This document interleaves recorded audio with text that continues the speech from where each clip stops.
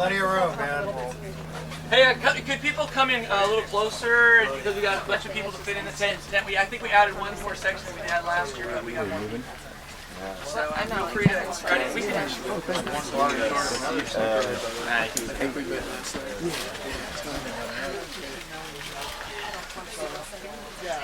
A lot of room in the middle. So everybody, I want to introduce.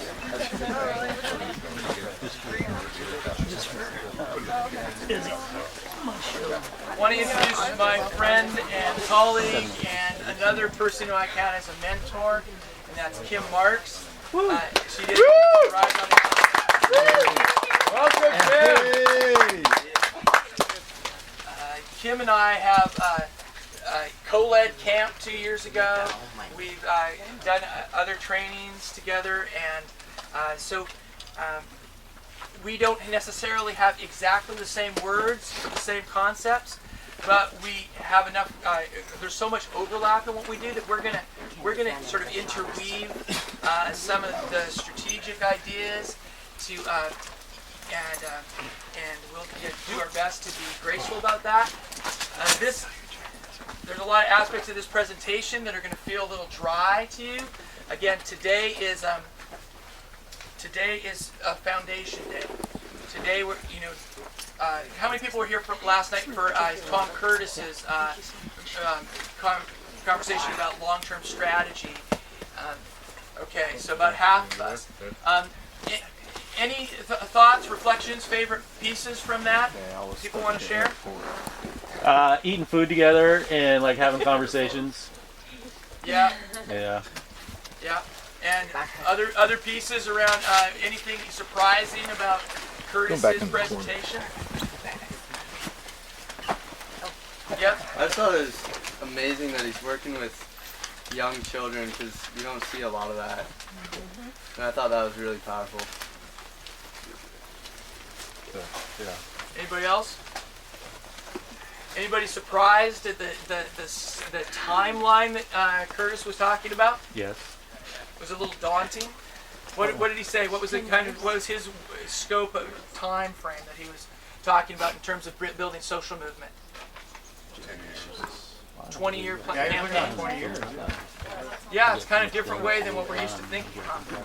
Yeah. Any other thoughts about that? I'd like to be on a little bit shorter plan. 20 years for me is like could be over the edge. Well, it is. We all are inheriting from the people before us and handing to the next generation. Yes, Rod? Well, actually, you look historically, if you look at any of the movements that women's getting the vote, ending slavery, civil rights, took years and years and years. Oh, yeah. Yeah. Any other thoughts about that? Scott, I want to invite you to. Well, in my training and background and experience, the rule of thumb is figure out how and when you're going to win before you start. So then we work backwards, and whatever that time is, that's the time that it'll take. And build your war chest and your think thoughtfully and realistically about each step it'll take working backwards from what you're measuring as victory to right now. Right. Well, to piggyback on what was said about, the women's rights movement, winning the vote, all these things taking so much time, I think a problem that Occupy has faced, you have a lot of new activists coming to the mix who've never done these things before, and they get frustrated within a matter of months. Like, what are we accomplishing? And it's like, well, you have to be open to the possibility and often the likelihood that you are part of a wave of realization and that these things happen in waves and that hopefully eventually that wave becomes so powerful that it can take down some epic force of oppression or destruction, but that, your role might be being an early wave or a wave that comes right before the big wave. And the way to keep people engaged, I think, in that process is to have attainable goals within that set, to give people projects that can yield positive results. Things like anti-foreclosure and eviction. It's like, we kept a family in their home. We didn't undo the housing crisis today, but we did something tangible. We kept a person or gave a home to a person that was sleeping on the street. And so I think breaking campaigns down into tactics that do deliver, even if it's like, all right, we're not going to save the world today, but we're going to make a difference. I think that that's something that a lot of occupies need to learn how to do. Thank you. So, you know, if let's see, is this thing falling asleep or something? Okay. Power.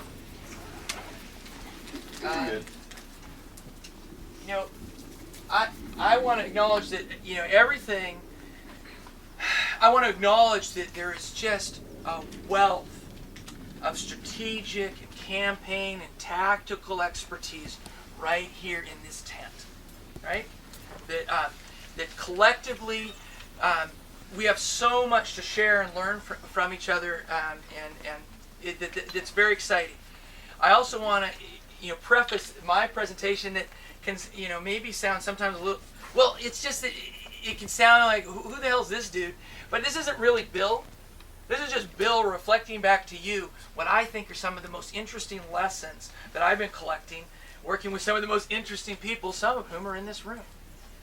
So I want to start with a victory story, because I do believe that winning is more fun.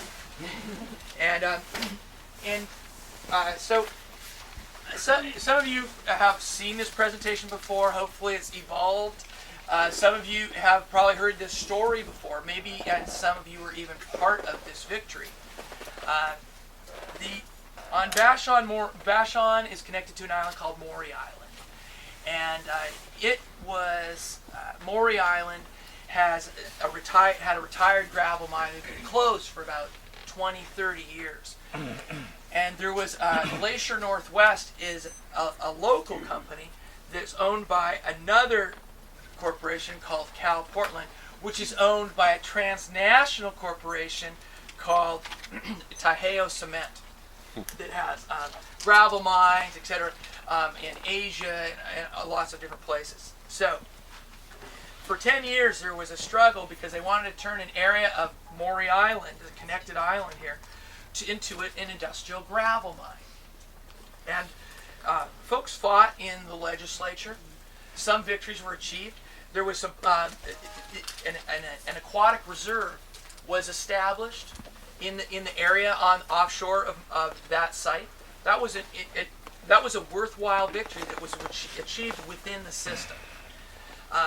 There were multiple court fights over the years that mostly lost. But there was I'm thinking about, I want you to think in flanks. So there was a legislative flank. There was a litigation flank. There was an early attempt to buy the land and offer, and the company wanted $130 million for this property. And their plan was basically to do to export 7 to 10 million, or 3 to 7 million tons, 7 to 10 million tons, I can't remember what it was, a year for the next 25 years off of this part of our island. Now, the nonprofit industrial complex and or the environmental environmental organizations like well, I don't want to name names, but they work within a particular framework to fight things like gravel mines, coal ports, pebble mines, coal plants. They work within what we call the regulatory window. And one of the great, Rick, were you mentioning CELDEF? Yes. Yes. Community Environmental Legal Defense Fund does a thing called democracy schools, or Tom Lindsay from that group does democracy schools. I wanted to mention that, yeah. I so one of the fascinating lessons in democracy school, it's about an 8 or 10 hour intensive on the history of rights, the Constitution, property, and it was a real interesting thing to take after I'd been through this struggle, because it put things into a context where I started to understand my experience better. Into a framework where I understand the limits of the regulatory window. Historically, regulatory agencies have often been set up to facilitate the exploitation and extraction, not to hinder it. And as much as things like air quality impacts, environmental impacts are regulated, so are the scope of our complaint. You get that? If you can only talk about crossing T's and dotting I's, you're going to get kinder, gentler gravel mines. You're going to get kinder, gentler coal ports. You're not going to stop them. So this, the work that I-103 is about, and other people doing around municipal resolutions, initiatives, etc., around abolishing corporate personhood, or putting human rights or the rights of nature above the rights of property. Those, when you understand better the Constitution, there's no really constitutional basis for those things. The Constitution, sadly, is not a human rights-based document. It's a property rights-based document. So those efforts are a kind of municipal civil disobedience that are building towards a larger vision that I think we'll talk about in a bit. And part of that grander vision that we're moving towards, which I believe is a renegotiation of the social contract to be a human rights-based social contract.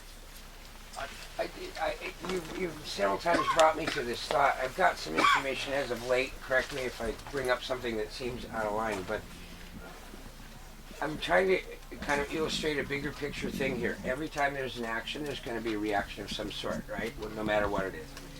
The information I picked on up as of late, I'm using the coal example here. I'm not in favor of coal for any reason, okay? But the whole Enron thing, what the whole Enron thing really was about, it's nowhere near dead. In fact, they're pulling a stunt right now that's going to hurt us all, and they're doing it through the coal-fired process. They basically invaded EPA. EPA is jumping on the coal fire and pushing for gas conversion. Okay, cleaner on the environment? Some ways yes, some ways no. Fracking not, of course. But what's happening now is that all of the electric futures are trading at 8 times the value they were less than 6 months ago because of this move. So while we're aiming to clean up the air, a lot more people are likely to be losing their houses because they can't afford the electricity to heat them. So when we go after a topic, I think it's really important to say, okay, we want to see this change, but as we envision and we craft this change, what will be the reverberation from that change, and how are we going to offset? See what I'm getting at with that? Yeah, I do, and I feel like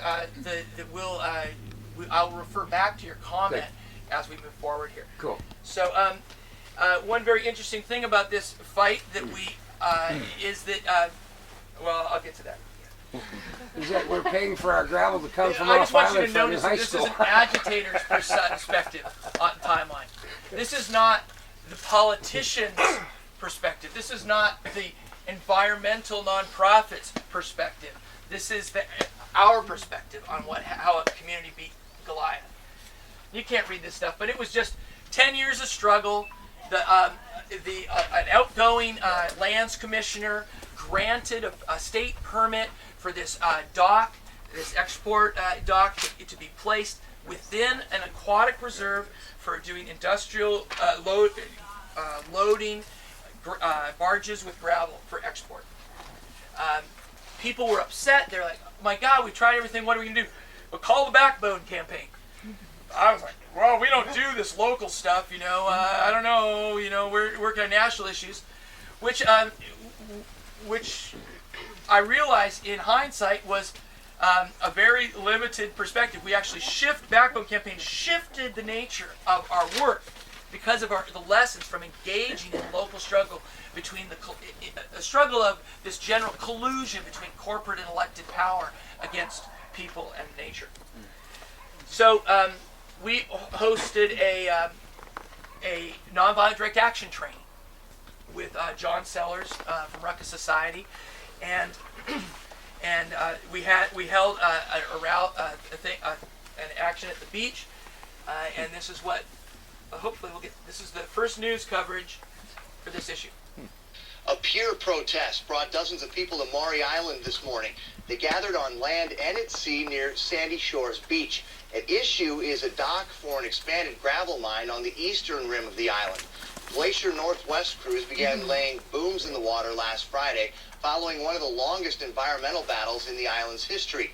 The steel dock, when it's done, will be 305 feet long and will go right over a state-owned aquatic reserve.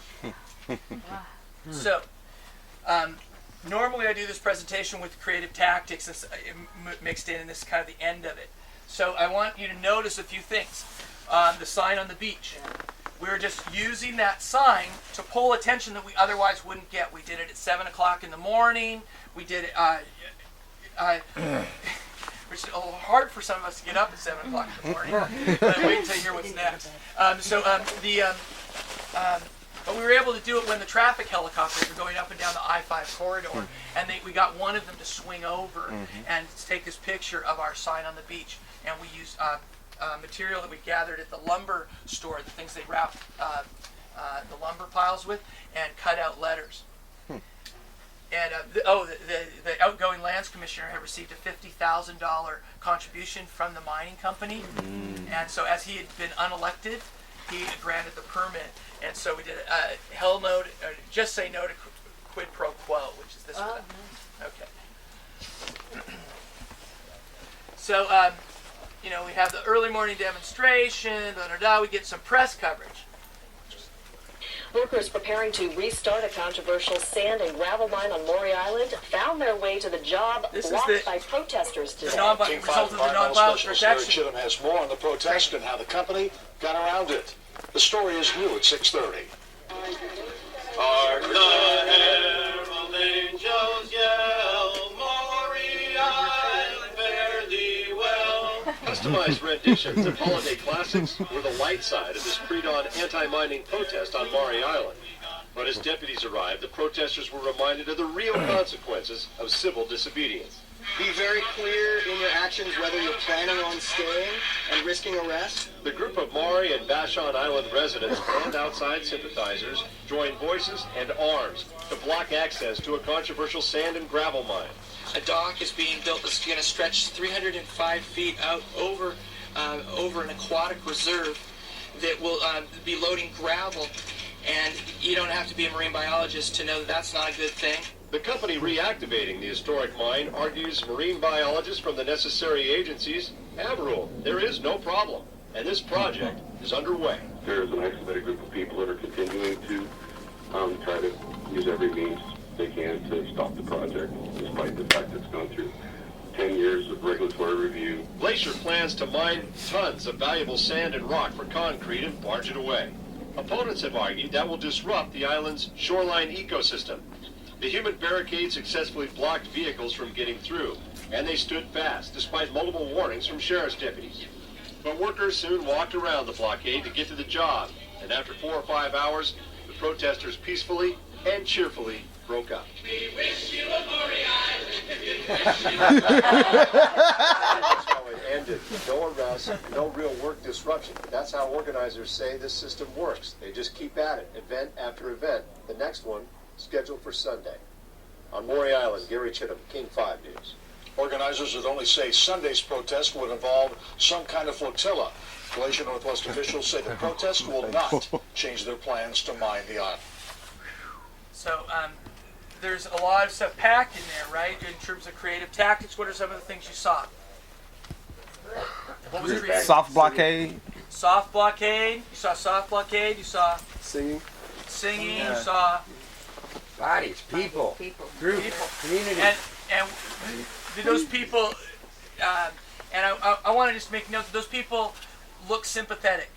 They were up at, we blockaded those roads into the mine, the construction site we had 2 blockades simultaneously with a charm squad, a soft blockade, and a hard blockade, on 2 roads coming in.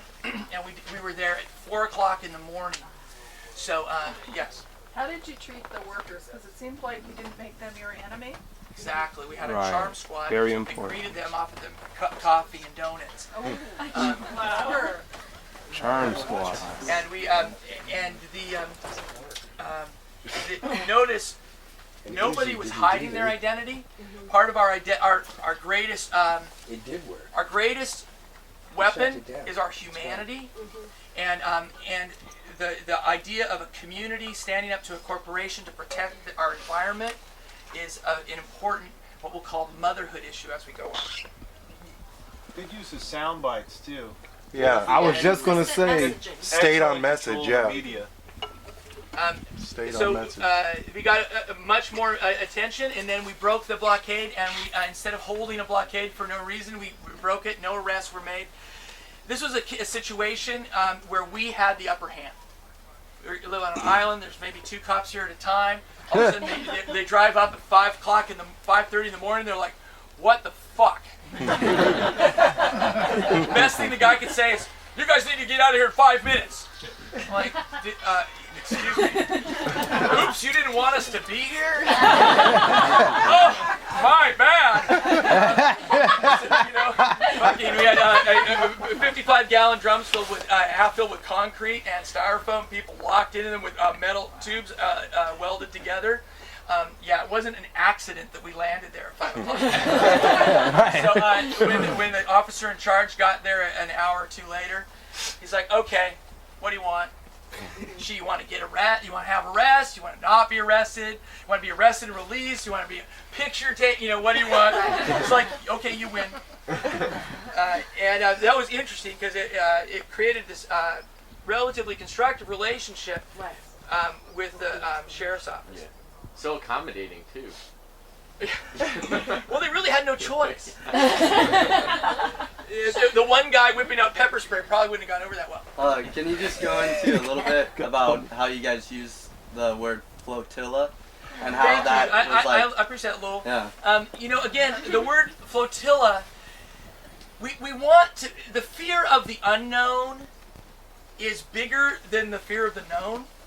And so when you introduce new vocabulary, or you engage your opponent on a new field of conflict, you expand the field of battle, so to speak, that people don't know how to react because they're not used to it. Yeah. That's why variety is so important. We'll get into that in a little bit too.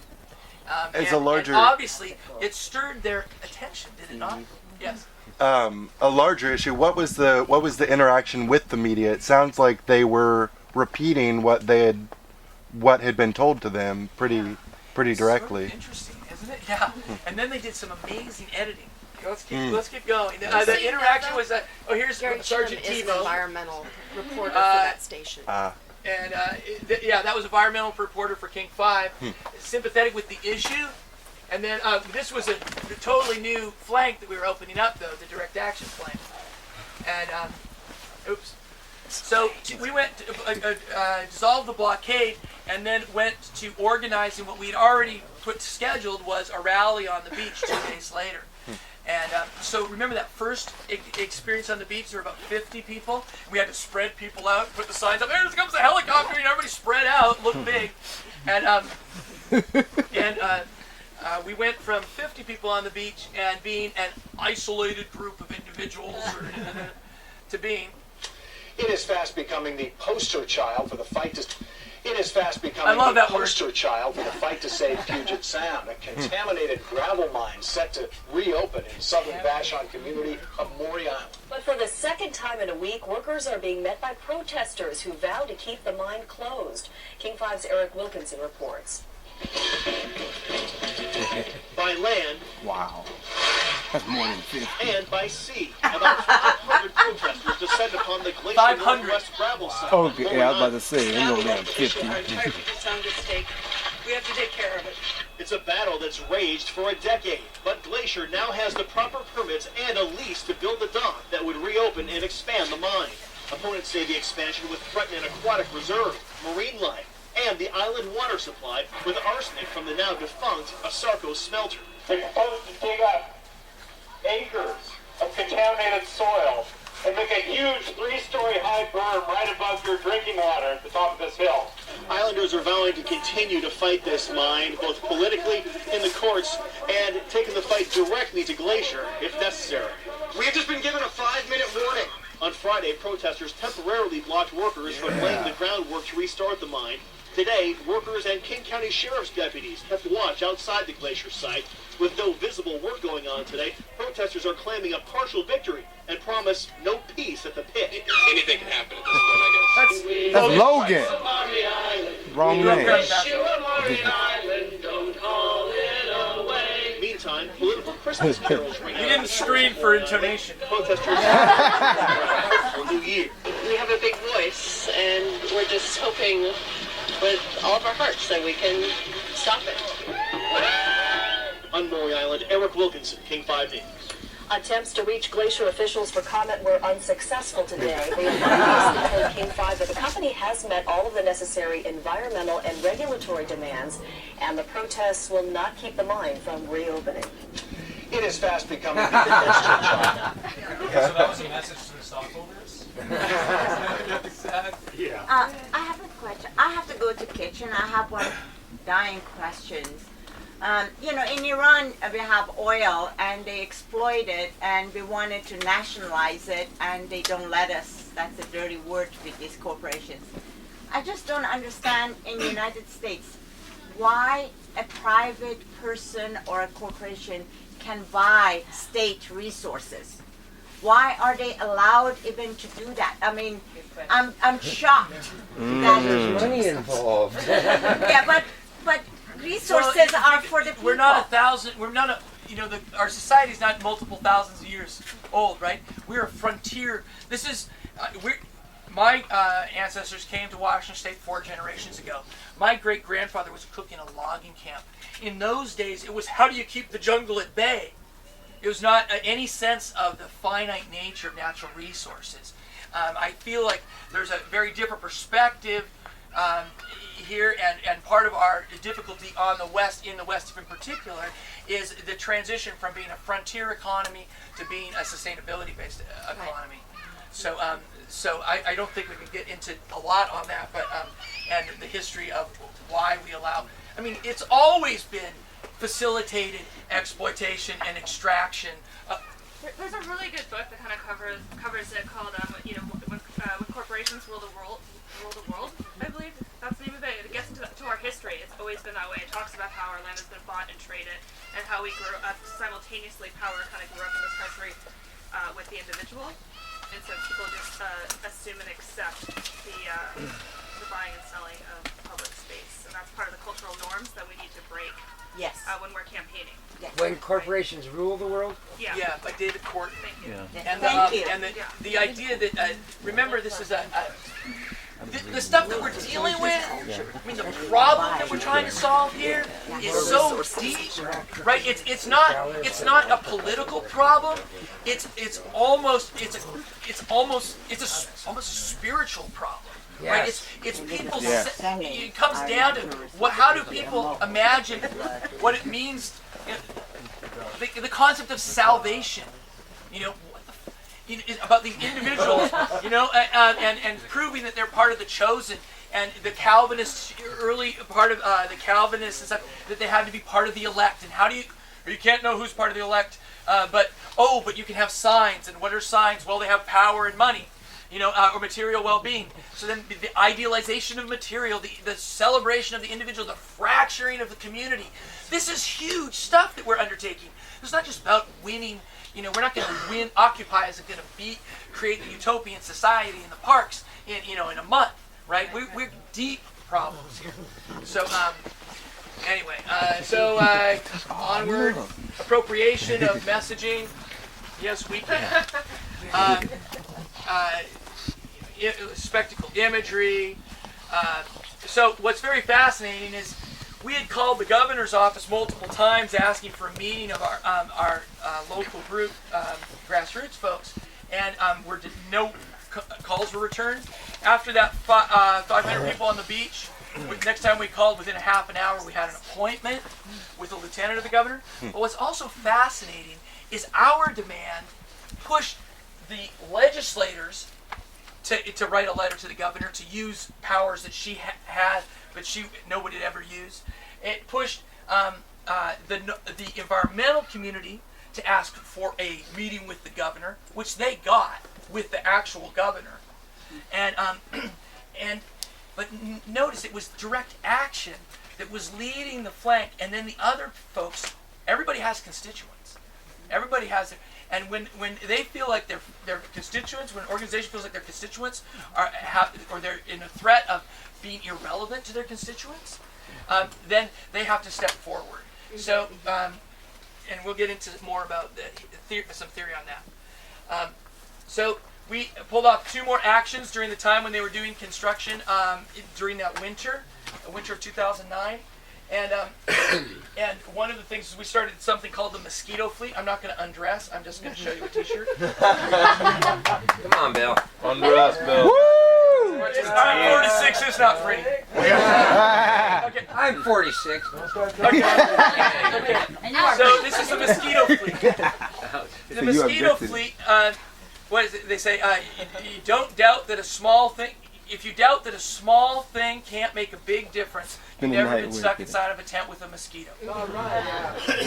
If you doubt one can't make a difference, you've never been asleep at night with a mosquito. Locked in a room at night. Okay, excellent. Is So that like a variations small on the dog can pee, even a small dog can pee on a big bank building? Or, I mean, big bank building? Yes, exactly. That was the next thing I was going to say. Sorry. The part of this is around identity, and part of this is there was a mosquito fleet of boats that delivered people and goods in Puget Sound. It's a cultural reference. Yeah, it's a cultural reference.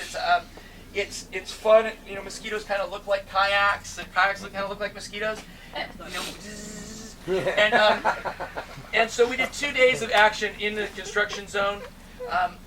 This is Logan Price. Logan's been involved in the shell thing that happened recently at the Space Needle, the Yes Man action.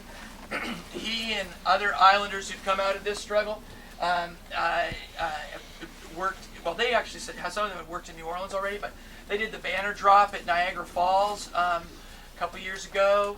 Yeah. So Logan is paddling right underneath the pile driver.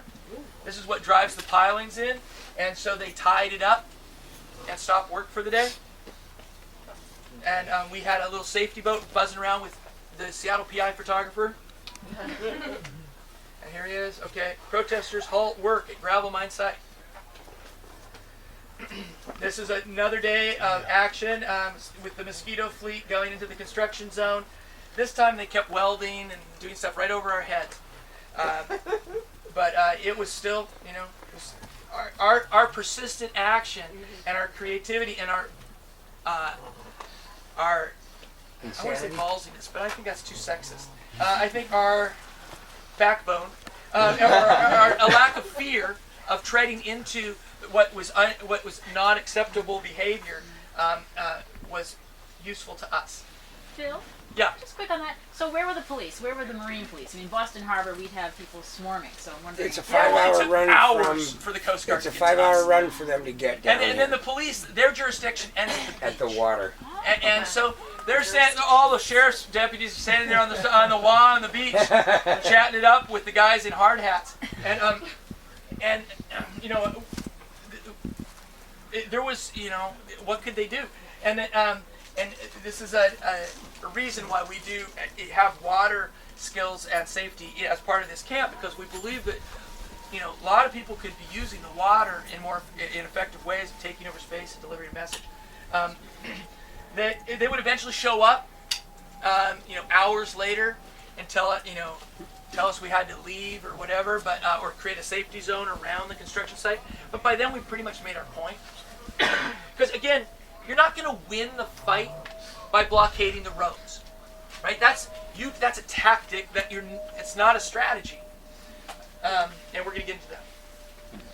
So, but you're getting the awareness through that strategy. That's what you're using a tactic to change the public dialogue. We're shifting variables in the political calculus.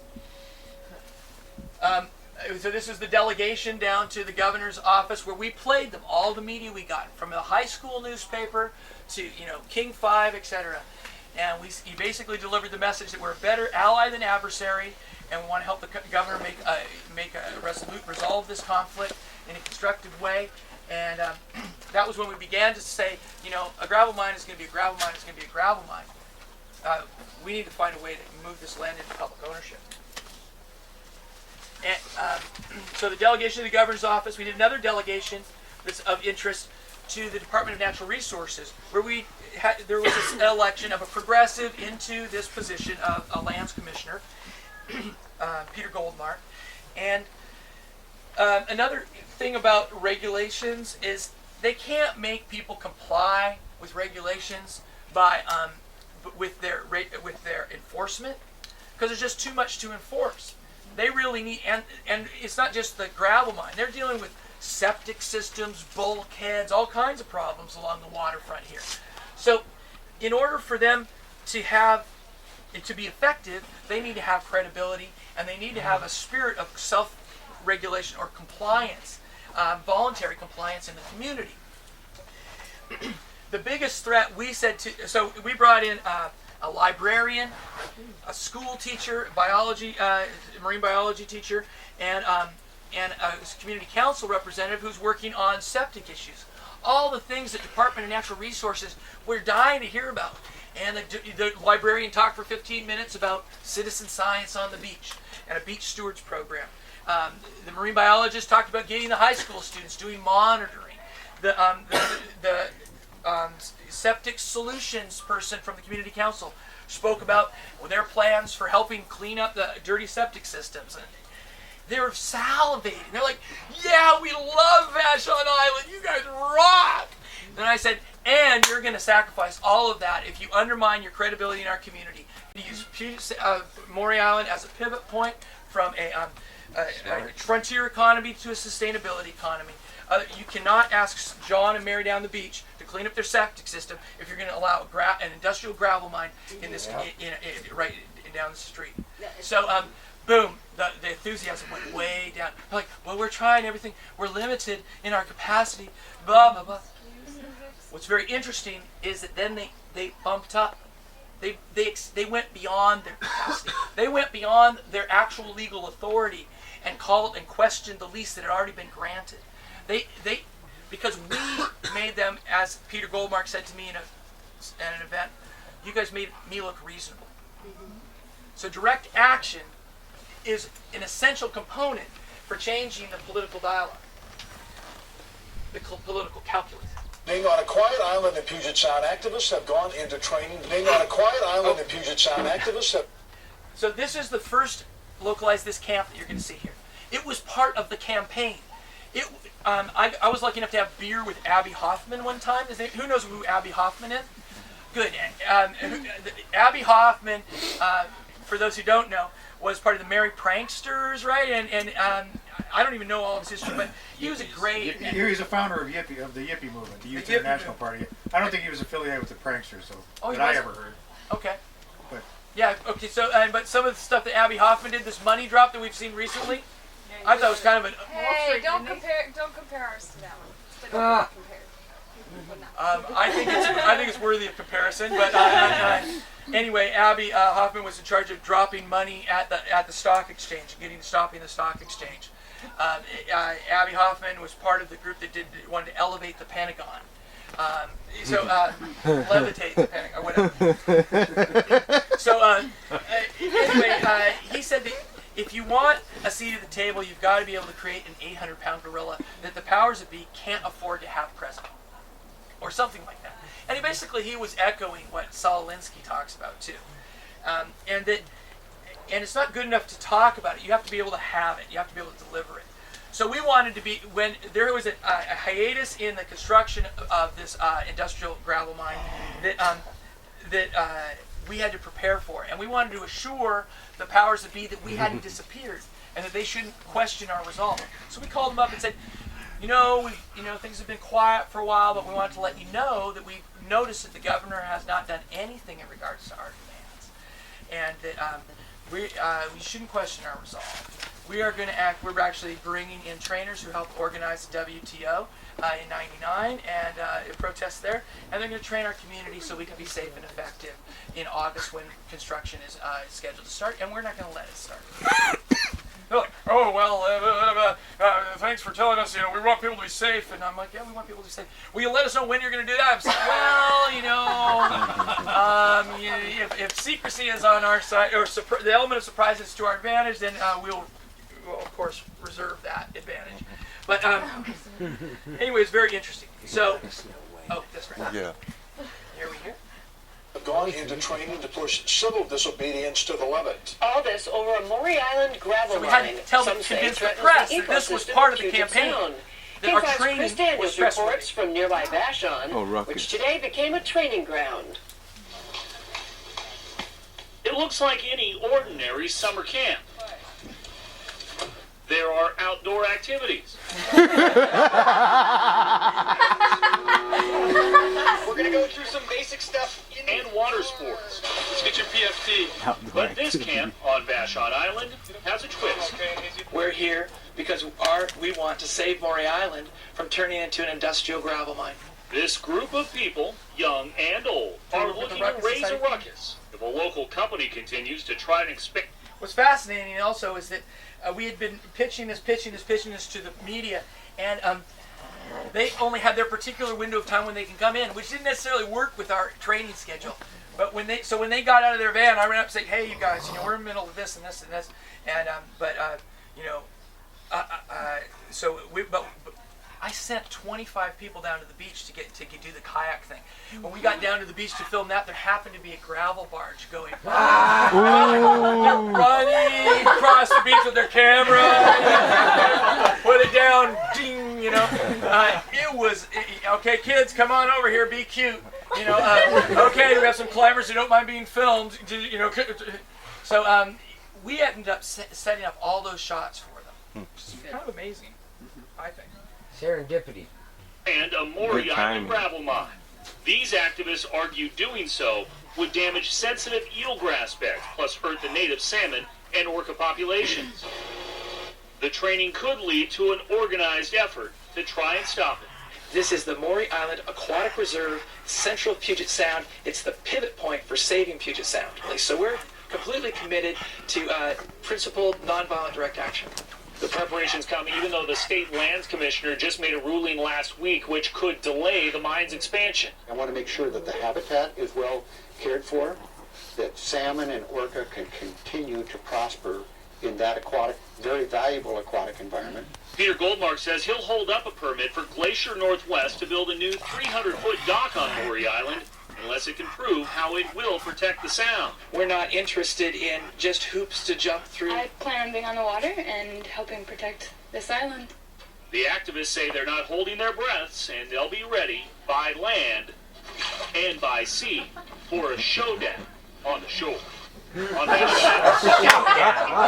is such good coverage of that. That coverage is awesome. To stop the expansion and also to raise awareness about the ecosystem.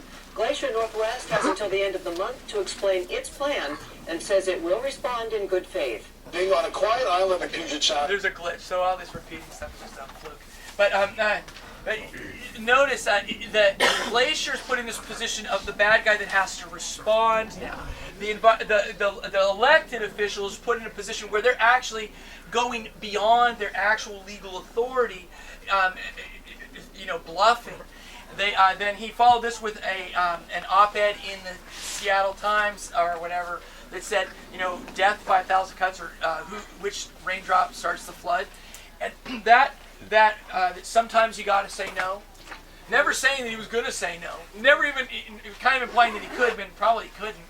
And but that was read into the court record with the Army Corps of Engineers, a threat to the permit, and the judge actually found in favor. So as we're preparing 40 people to be ready 24/7 to hit the beach within an hour notice, and I'm sweating it, right? Because this water's cold. We're talking about, even in the summer, barges, tugboats pulling them. It's dangerous, And not looking forward to having to use this 800-pound gorilla, but feeling like we're required to have it. Then, boom, the court comes down with a decision that stops their ability to build. It tells them to go back to their scoping process. All right. So we did, and part of our process too at that camp. Chris, look familiar? Wow. This is Maury the whale spouting.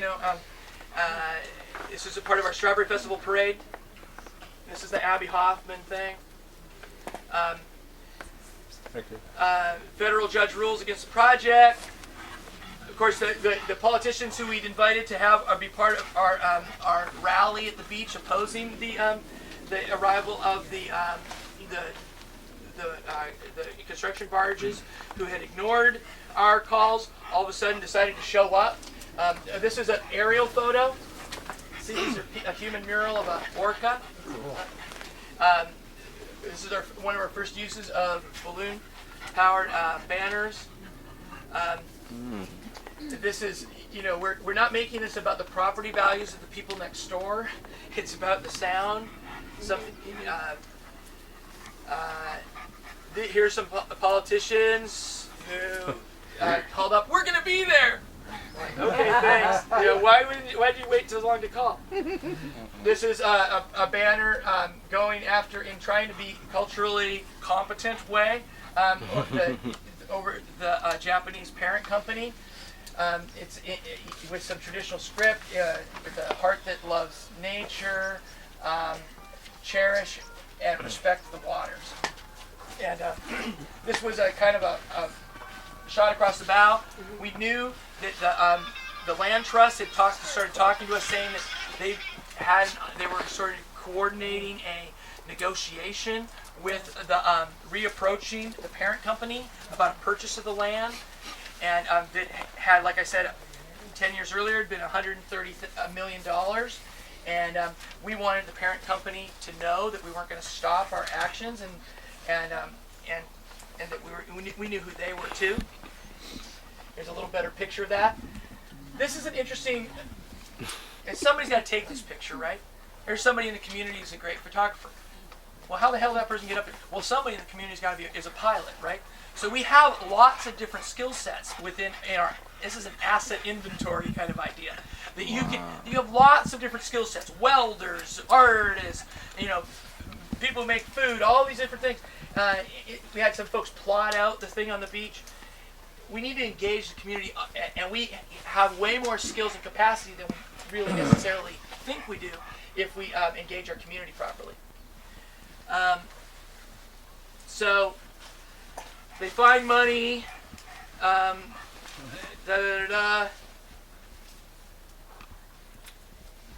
10 years of arguments, protests, and legal battles over a small section of a Puget Sound island may have come to a surprising conclusion today.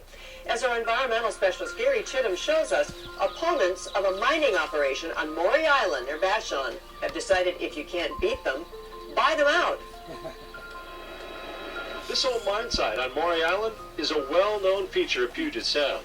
For the last 10 years, it's been a battleground, pitting local residents, groups, and agencies against a multinational corporation with thoughts to resume mining. It's not a local issue. Our entire Puget Sound is at stake. A decade of dispute buried the site under a dark legal cloud. Today, the sun came out. This is indeed a glorious afternoon.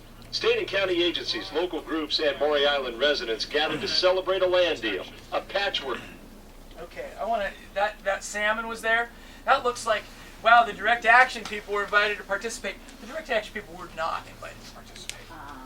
This was a press conference that was purposely kept secret from the people who did the direct action. So somebody says you can do anything as long as you don't need credit for it. Or it's something like that. I butcher his quotes all the time. But don't, like I said, this is an agitator's perspective.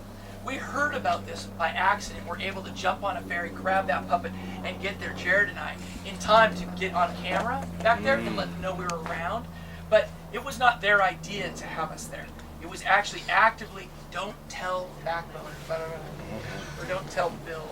And also about the whole Bill thing, it is a little embarrassing to be the guy who's up on the camera too much, and there's a problem a little bit with the Backbone campaign and having that face it be associated with the individual, and I think that I want to recognize that, right up, to be totally honest with that I see that as a deficit for Backbone campaign, I'm not proud of that, and I think that when we learn more about city life, Vida Urbana, and about leadership, building up leadership and community, that we'll see other examples of better organizing in that regard. So, blah, blah, blah. Of course the politicians found the money. They, of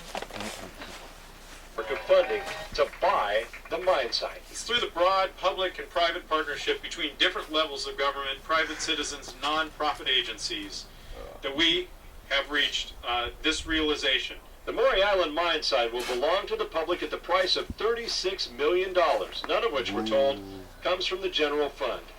a hefty price for what started out for some as a neighborhood match. With a lot less than But it was always about $130,000 much million. more than that, because that little stretch of Moyer Island, according to King County officials, is the longest stretch of undeveloped beach on Puget Sound in King County. Dealmakers say the mine area protects native trees and plants and marine life, salmon and orcas that frequent the shoreline. There was some very grave concern about the really significant environmental impacts. And that still may happen.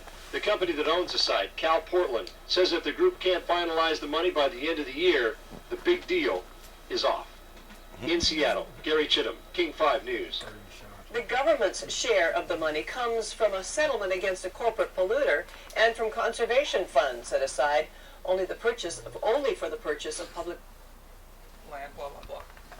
Okay, so we're going to talk about political calculus and changing variables. And my perspective on this is that we made it too expensive politically for the people who were supposedly protecting Puget Sound to allow the citizens to see that that they had abandoned us. All right, so Can I ask a quick question? please. Why did your message around the health of the sound more than like health of folks on the island, arsenic in the water, or whatever? Makes it regional as opposed to just, allows me on a sister island to care, because this isn't my community, but it is my sound. And the other thing with the orca is it's an endangered species within the Puget Sound, so it makes, you bring it to a larger scale. This isn't something just it affects an endangered species at this point, so it really brought in a lot more people and made a lot more than just a super local issue. It brings more people in. Oh, okay, and I'm not underutilizing. I apologize. It was luxurious to get to spend this time with you telling the story, but I'm hoping that this will ground some of the other strategic conversation that we have now in an example and refer back to it. I think that's a great question, and I think Dawn was at least part of it. I'd have to think harder to figure out what else to say about that.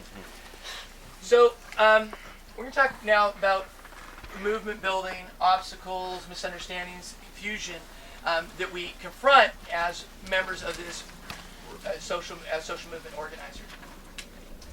A lot of times, we're part of efforts that confuse, that only know about tactics, or they know tactics and they know a vision. Like, here's world peace, let's have marches. Okay. But tactics serve strategy. Strategy serve goals. Goals serve vision. This is bringing us back to Curtis's presentation. A lot of what I do has been influenced by Curtis. Could you go back to that just for a second? Yeah. So can I say something there to break that down? So this starts to get a little complicated, because you want to start looking, when you start looking at what is it that you want to change in the world, what's the problems that you're confronting and you want to work on. We don't organize necessarily around problems, we create issues. You ask yourself in the group that you're with, like, what's your vision for this world? What are your goals? Are you working on stopping that grapple pit from going in? Are you working on stopping an extraction campaign? You actually have to lay out your big vision for that. And so then from there you kind of figure out your issues, your way of framing it, how you're going to work on it. They chose to work on the salmon, the orca, the health of the bay as one of their major framings around this. You have to figure out your goals. You have to have goals that are short-term and long-term, because like was so well said earlier, you don't always see the end results of the big picture goals. You plant a tree, you don't always get to see it grow up. So you need to have goals that are tangible, that you can see, that you can celebrate together in a group, so you don't burn out. And so that often means redefining victory for each other. And what does that look like? Is our goal to look like, part of our goal can be to look like a growing movement. We want 50 people. The next protest has to be bigger. So it's 500.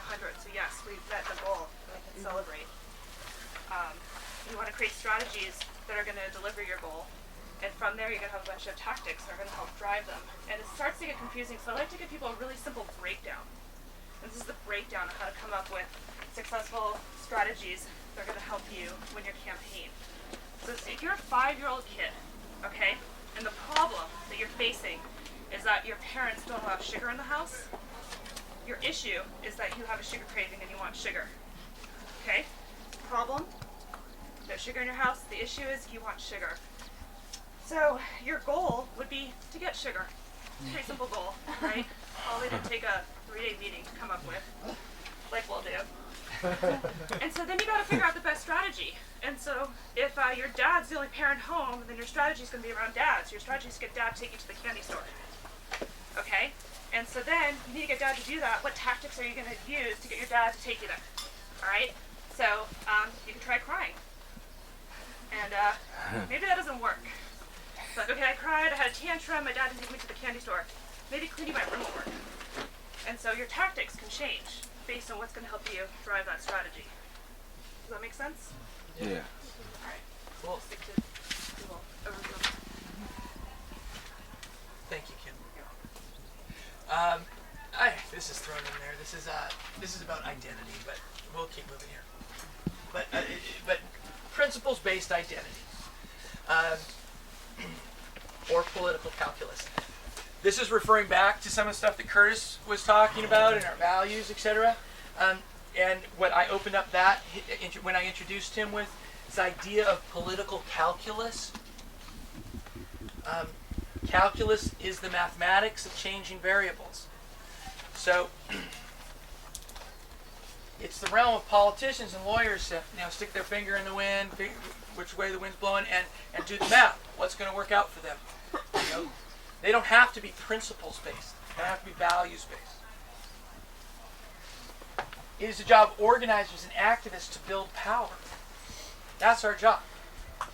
We are changing the variables in the political calculus. Everybody have any thoughts about that? Questions about that? See how in the Moyer Island fight, I never talked about blades of eelgrass. I didn't even talk about endangered species. We tried to be broad, like our community does not want this island to be an industrial gravel mine. We want to protect Puget Sound. We're not going to get into mitigations and that stuff. That's for lawyers. Ours is to be a principled, nonviolent direct action move, to save the Puget Sound through principled, nonviolent direct action. Principled being a key word. Bill, can you just say why that is so important for you to reiterate? I'm going to get to that. Okay, good. Yeah. Part of yes, Kyle.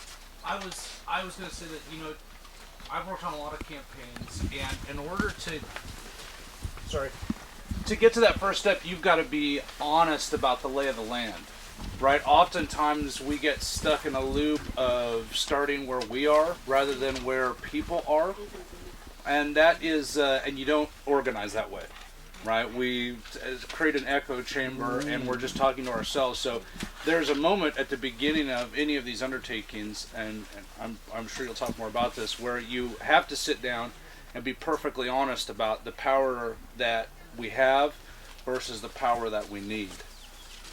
These are key phrases, and the reason we're putting this on Monday morning, right, is besides being able to deal with each other and talk with each other and across our differences, we're all confronting all of these obstacles and misunderstandings constantly in our interactions with other activists who are coming up in this movement.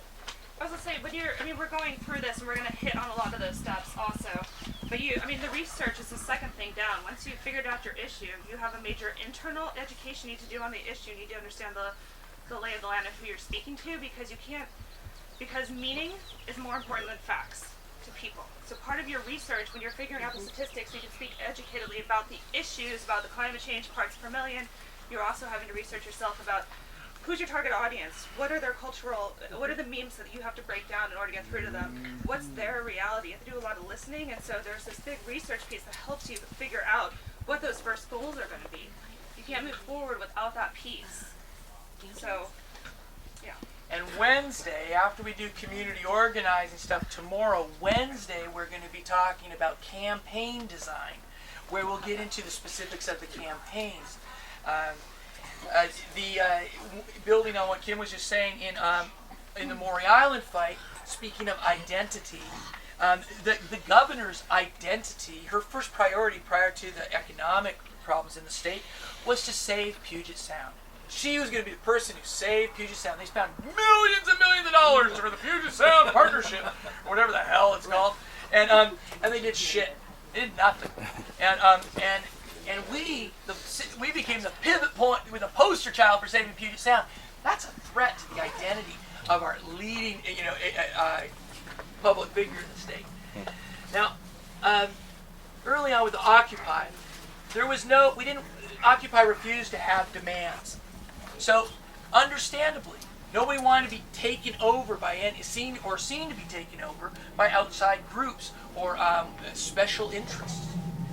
So, building identity is building a sympathetic identity is part of a strategic, part of the things we have to keep in mind to work strategically.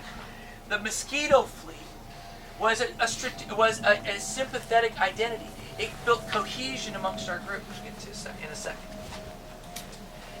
With Occupy as an example, so when Backbone Campaign went to support Occupy, we were actually going to a different thing that wasn't Occupy related, but it was an occupation of D.C. Planned prior to the Occupy Wall Street. But we went out there and we said, well, we should have the whole place covered with blue tarps, that are shelters, but also with signs delivering our message and our values. We didn't talk about end corporate personhood. We just talked about, any issues.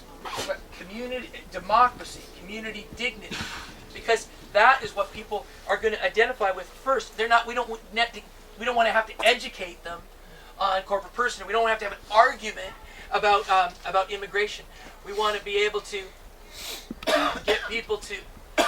So, and then what happened is by using spectacle, we were able to get this. This is what we call activist Scrabble, which we'll see later, and we do a tactics presentation. That's U.S. Chamber of Commerce. This was our We the People back on the side of the stage. So We the Corporations and Parades. And this is Washington Post. This is Christian Science Monitor. We gave them something to look at to anchor that identity in.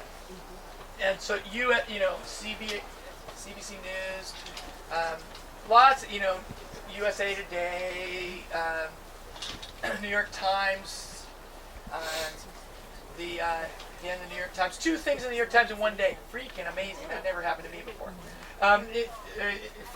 Cut War Fund Jobs. Again, Washington Post.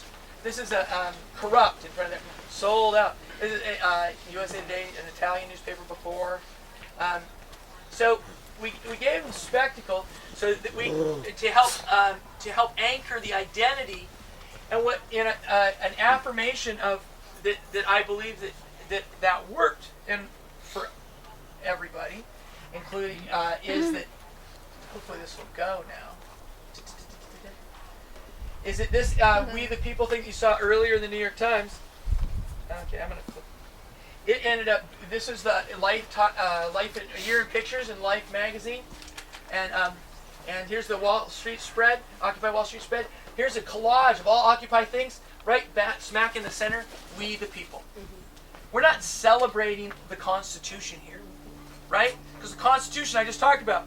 We have a major critique of the Constitution, but what we're celebrating here is the people power, and we're using an icon that people identify with, because we want people to see our activism as something that is representative of their values, their truest aspirations. So then we move into what is power? What does it mean to build power? Backbone Campaign did. We at the Paulson Plan. Who remembers the Paulson Plan?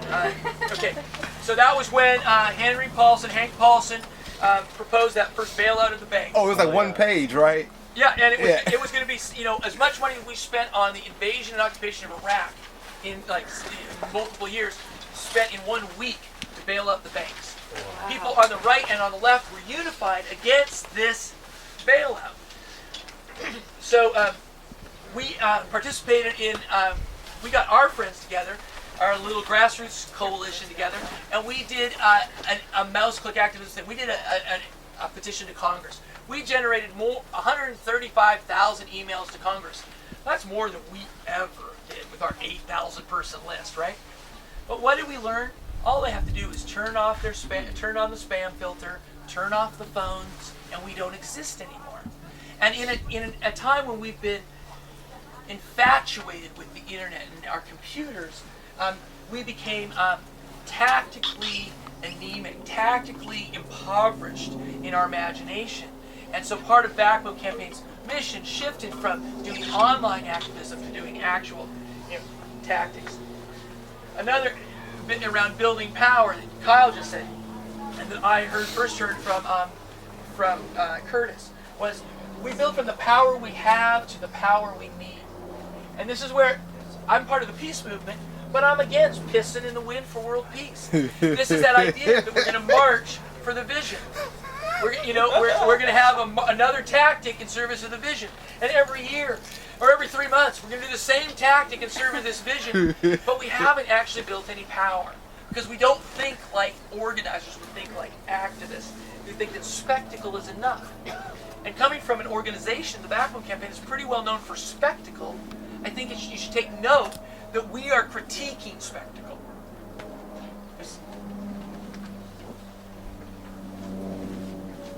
Spectacle and movement building and building power, and the work like Marlena was speaking about, we're in this, we do these campaigns like eviction protection, etc.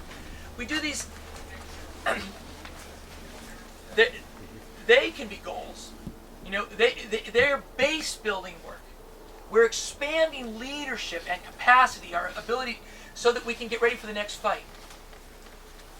World peace is one thing.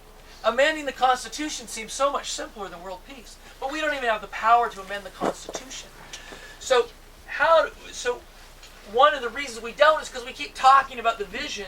We're not necessarily making a material difference in people's lives. And if we look at the history of social movement address real problems and deliver material benefit to people's lives. So if you could think, I don't have any visuals to go with this, but if you can think of this as a bubble, like if you can imagine two circles at some place kind of interlap, and so you have that like third area. And sometimes when I'm thinking about this, I like to think of what's our vision and everything that needs to happen to create the change we really want to see in this world. So let's say my vision is maybe industrial collapse. Maybe my vision is a little different than yours, and that's okay. You have all these things that you want to work on. And then there's all these false solutions out there that the industry is trying to do and create change, right? Because capitalism needs to stand on two legs. It needs to stand on legs of the people, free labor, and free access to the land, right? So they have this big circle that they're working on, trying to still maintain power and control. If you put those two circles over, there's this actual reality of what's like politically possible right now, kind of this non-reformist reform area of organizing, where people are actually kind of at. And our job as organizers and change makers is to like figure out what is the lay of the land and how to organize in that little area, and to take these bigger vision pieces we have and how to feed them in there through the work that we're doing, through talking to people again to understand our bigger vision or values. Yeah. But acknowledging what is possible and how to in the way that you take and get the more radical, bigger agenda into the what is possible is by organizing in both arenas, not just in the ideas space, but also in the action space. Yeah, I hear the word transformative values, that phrase used. I believe organizing around transformative demands.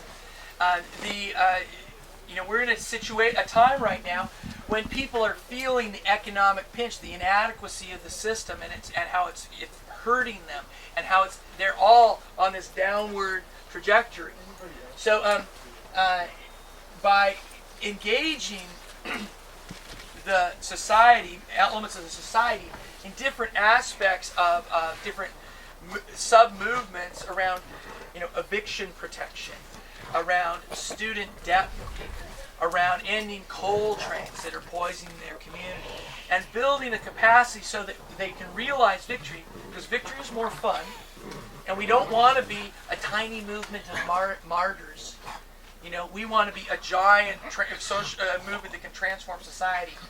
So we build from the power we have, which is very limited, to the power we need in many steps with milestones, and we over the time we evolve a political analysis and education collectively.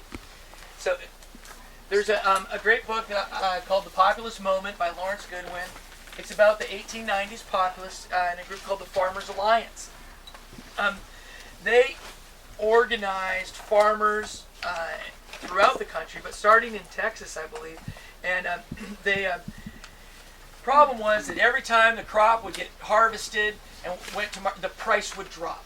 So they've been going into debt all year long for their tools, their seed, their food, and their clothes and everything else, in hopes that they could pay it off when they harvest their crops. But then, boom, they come with their crops and the price drops, and then they end up starting the next season in debt. The Farmers Alliance came in and did collective marketing, storage, and marketing of these crops, so that the farmers could control that outflow of their commodities. And that allowed them to have greater control over their lives, to have an influence on the market value of their goods, and it improved their lives. It was so effective that at its height, and this is pre-internet, right? And these people going village to village with lectures, learning the thing. They had 44,000 lecturers around the country. And they weren't just talking about these activists, these techniques of organizing. They were delivering an entire political analysis, and what eventually was called the Omaha Platform. And it had, monetary critique, etc. Now, here's my celebration of Heather and Sue's work with our City Life Vita Urbana allies in Boston. I think they're an excellent example. And this is why we're celebrating the SAFE and propping up the work of SAFE this week. They're an excellent example of delivering material benefit to people and using that as a base building work. Steve Meacham, at some point we'll show a video, him on the front steps at an eviction blockade that we did in D.C. He thanked the owner, he honored the courage of the homeowners and thanked them for allowing us to build our movement on their front step. Right? It's an acknowledgement that we're building a movement, and that it's their courage, that it's not us white people of privilege coming in and saving the day like the lone freaking ranger. It's parachute. Parachuting in. Yeah. Thank you. There's I won't get too lost, but it's very fascinating that here we are organizing in communities of color and etc.